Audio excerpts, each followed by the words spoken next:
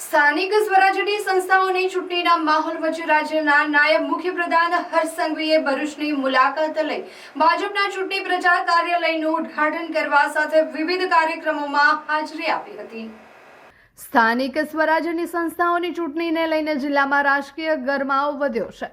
આ દરમિયાન રાજ્યના ગૃહ રાજ્યમંત્રી હર્ષ સંઘવીએ ભરૂચની મુલાકાત લઈને ભાજપ કાર્યકરોમાં નવો જોશ ભર્યો હતો। ભરૂચના રાજપુર છાત્રાલય ખાતે યોજાયેલ કાર્યક્રમમાં હર્ષ સંઘવીએ ભાજપના કાર્યકરોને સંબોધતા કહ્યું છે કે સ્થાનિક ચૂંટણીમાં કમળના નિશાનને વિજયી બનાવવા માટે દરેક કાર્યકરે પૂરેપૂરું જોર લગાવવું જોઈએ। તેમણે કાર્યકરોને ઘરે ઘરે પહોંચી લોકો સાથે સીધો સંપર્ક સાધવા પણ આહવાન કર્યું।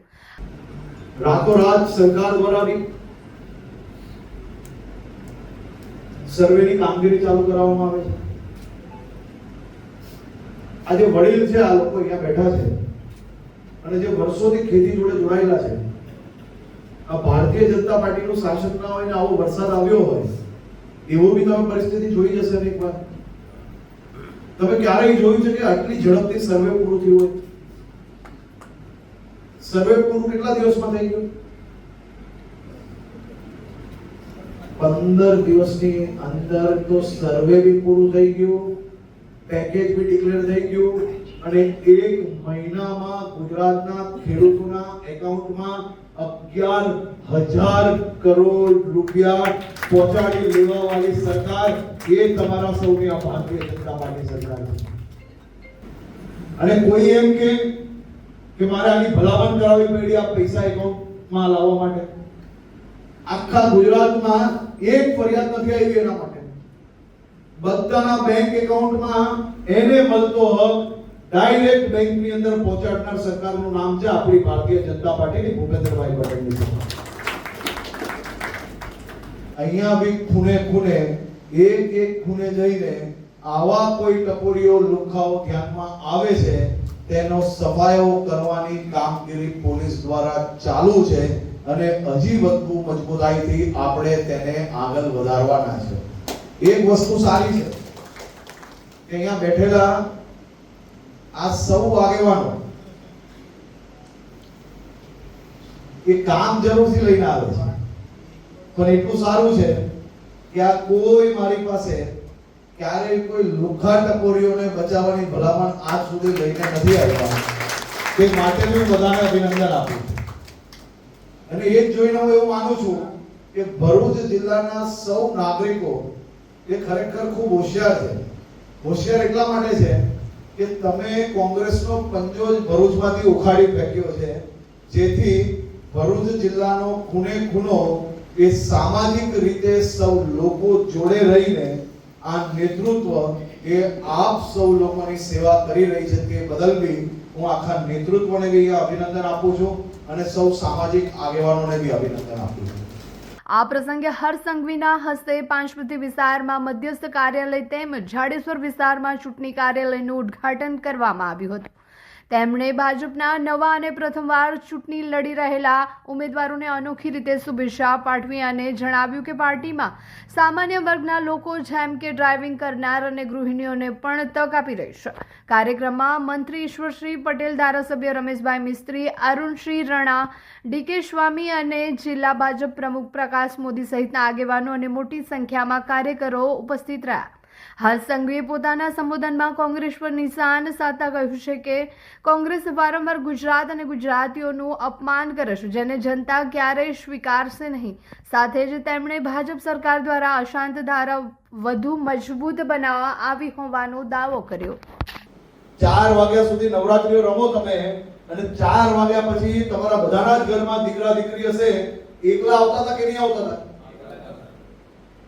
આ ગુજરાતમાં જ સંભવ છે અને ગુજરાતમાં ત્યારે સંભવ છે જ્યારે આપણા નેતૃત્વ અને તમે સૌ લોકોએ 20-25 વર્ષ સુધી આ ગમે તેટલા વિરોધીઓએ જે મન ફાવે ગાળો આપણા ગુજરાતને બોલ્યા તો એ સહન કરી રાત દિવસ મહેનત કરી છે અને મહેનતથી જે મળ્યું છે એનાથી પરિવારને ચલાવ્યું છે, ત્યારે આ બધી જ વસ્તી બધી જ સફળતા આપણે પ્રાપ્ત થઈ છે।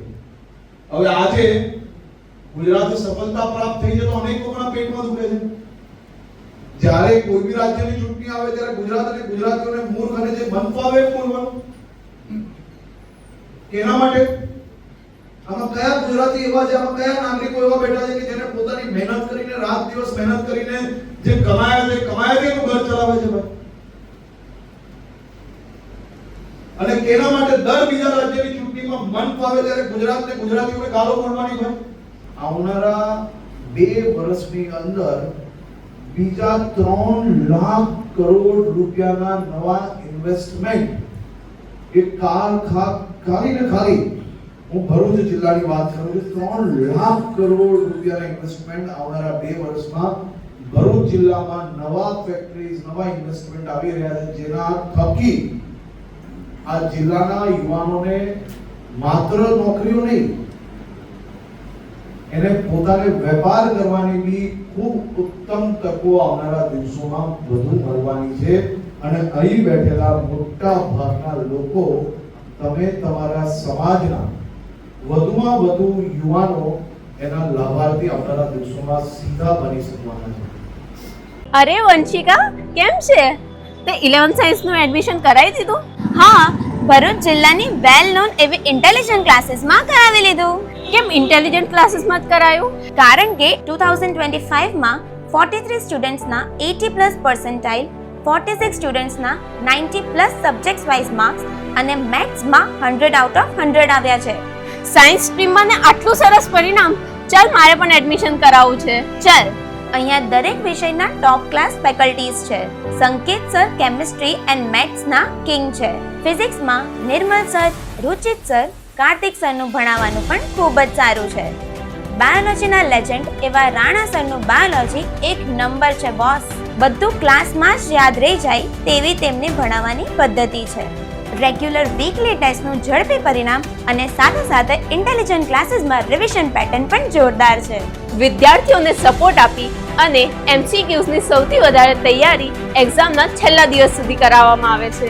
અહીંયા 35 માર્ક્સ પ્રાપ્ત કરનાર વિદ્યાર્થીઓને 78 માર્ક્સ, 95 માર્ક્સ સુધી પહોંચાડ્યા છે.